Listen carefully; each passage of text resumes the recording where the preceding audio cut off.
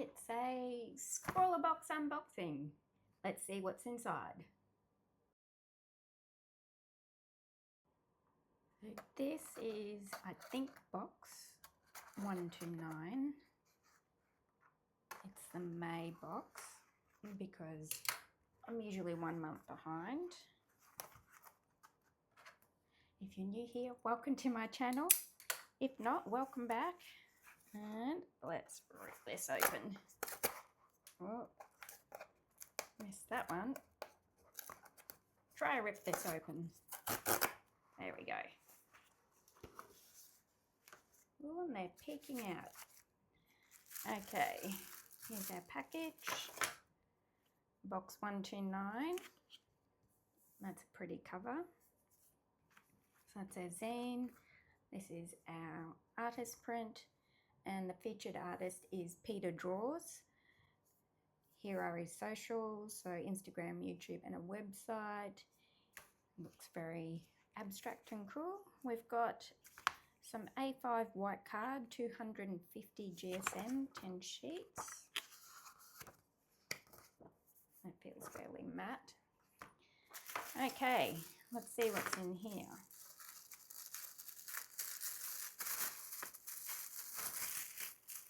Oh, they're pretty colours. Okay, so we've got our sticker. We have our Maum stripes. That looks like cherry flavoured. It's a UK sweet, which I've never tried before.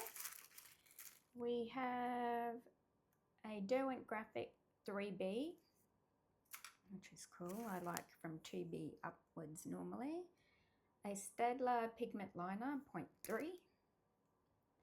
I like 0.3 as well. So far so good. And then we have 6 of these Royal Talens Pantone markers. So we have number 3. Is that focusing? Probably not. Pantone marker 380. Let's have a look. We have a brush and we have a chisel. So that's colour 380. So these match to the Pantone colour series that's used in design. What's this one? Number 347.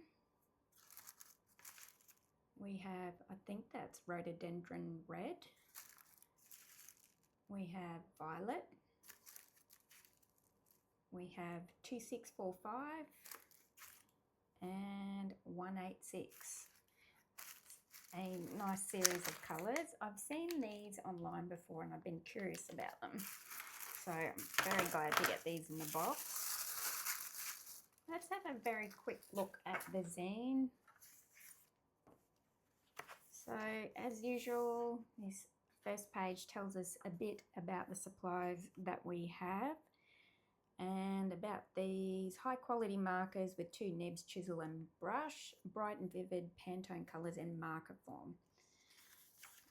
Okay, and then usually we have a bit about the artist, some tips. While swatching, note how long they take to dry, okay.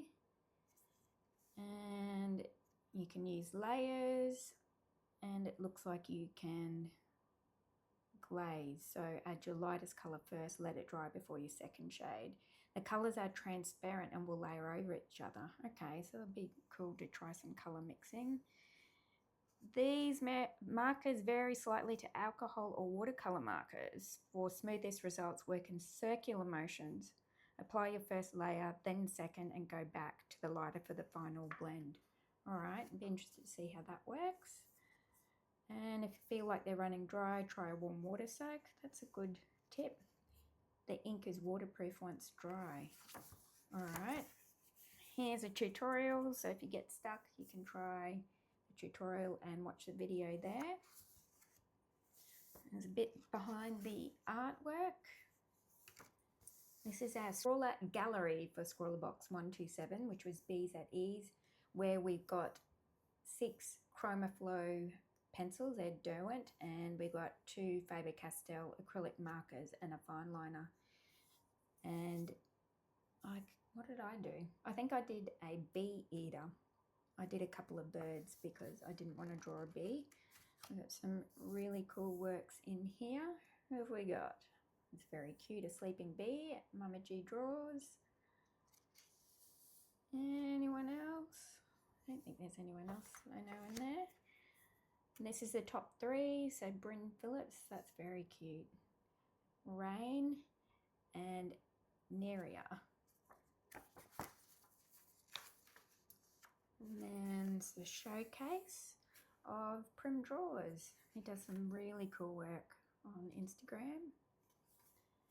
And then this is a bit about the Pantone colour series, so you can see it there. So the challenge is trust the process. So it's all about letting go, embracing the unknown, letting creativity flow as inspired by a featured artist.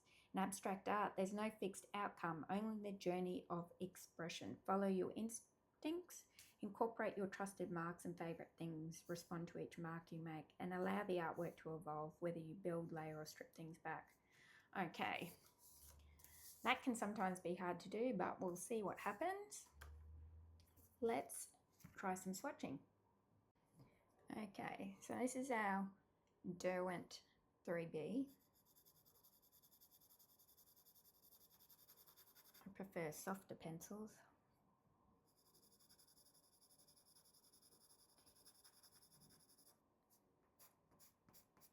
Okay, so it's a standard 3B. A little bit scratchy there, might be better once I sharpen. There's our Staedtler pigment liner.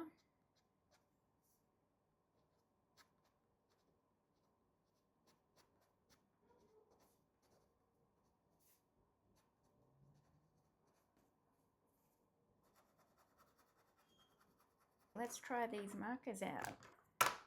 Let's try number 380. Let's try this. Oh, that's a nice brush. So it's quite soft and flexible.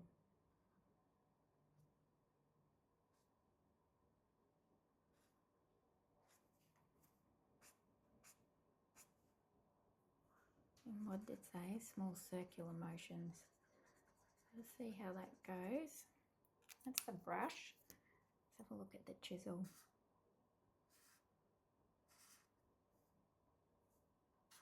And it does layering, so that's 2, 3, 4. Okay. So, what was that? 380. It'd be cool if these had names. Here's this brush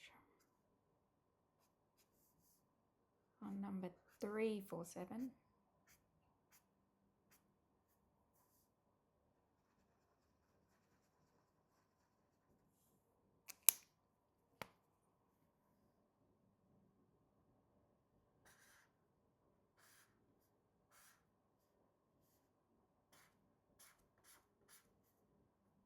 And chisel feels a little weird.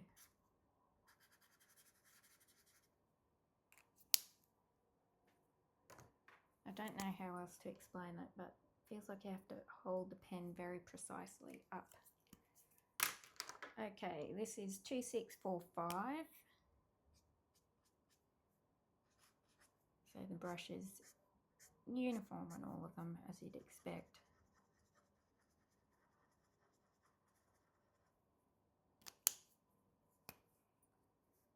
It goes down very smoothly. They're very juicy.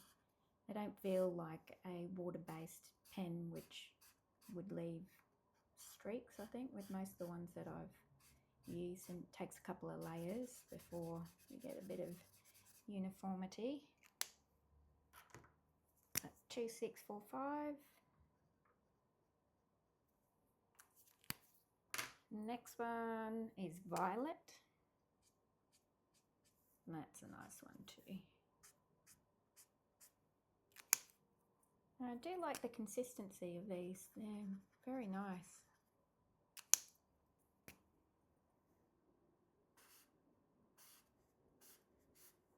Wow, that's quite a saturated colour.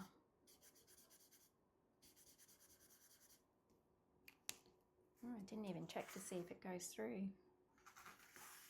There is a bit of ghosting there. I think if I go any further, that'll come through. Okay, this one was violet.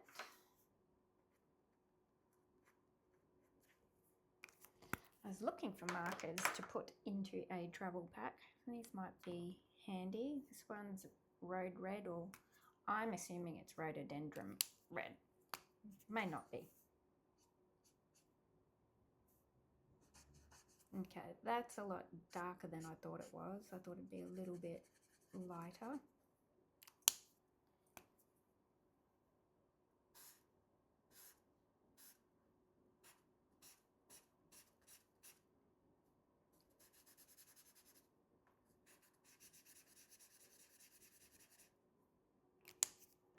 Okay, so that's rod red.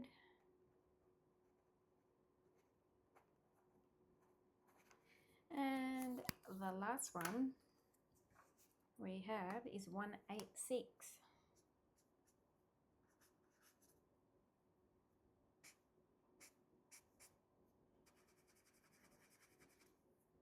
These two are similar in saturation.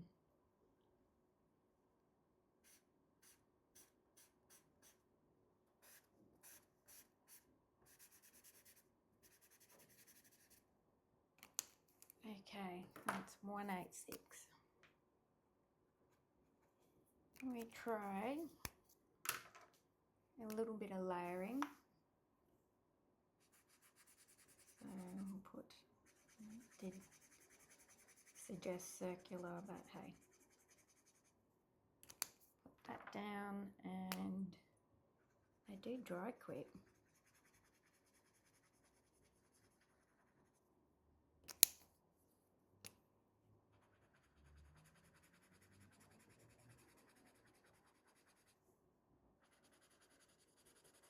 There's a little bit of a blend that's going on there. Going from here to there. It did lighten that colour up.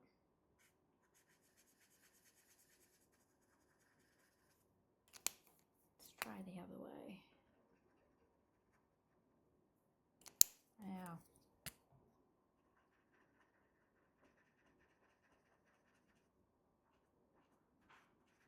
Okay, it does lighten up that colour a lot when you put the lighter one on top. Bit like an alcohol marker. Let's see.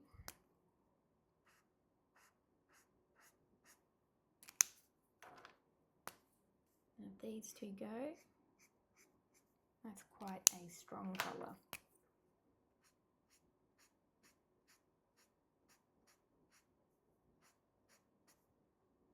Still quite nice.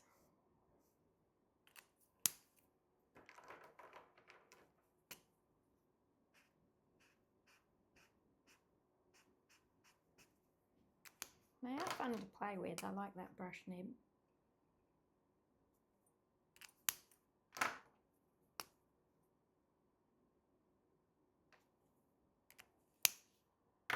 They're not super blendable. So I need to have a play with the markers and then work out what I'm doing, and we'll be back to doing artwork. Okay, so I'm back. I've done some more experimentation, just mucking around with the markers to see how they blend, how they layer, how the pencil goes. So I think using the pencil to add in a little bit of a darker shade works quite well over on these two sections here. Now, I was trying to stylize this tiger drawing further, but what I ended up with, and this is from trusting the process, going with the flow, I ended up with this, which looks like some sort of demon, mask, wolf, werewolf creature. So we're just going to run with it and see what happens. Hope you enjoy the process.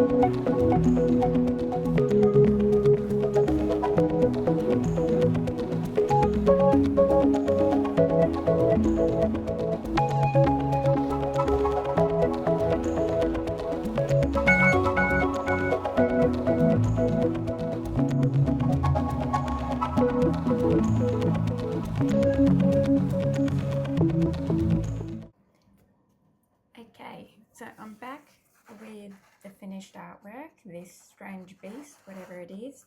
You would have seen some of the process, and then the other part where I've added a lot of the pencil in around here, including on the eyes, and maybe some of the extra lines with this, and a few touch-ups with this you wouldn't have seen because I did that just relaxing on the couch, going with the flow and following the prompt.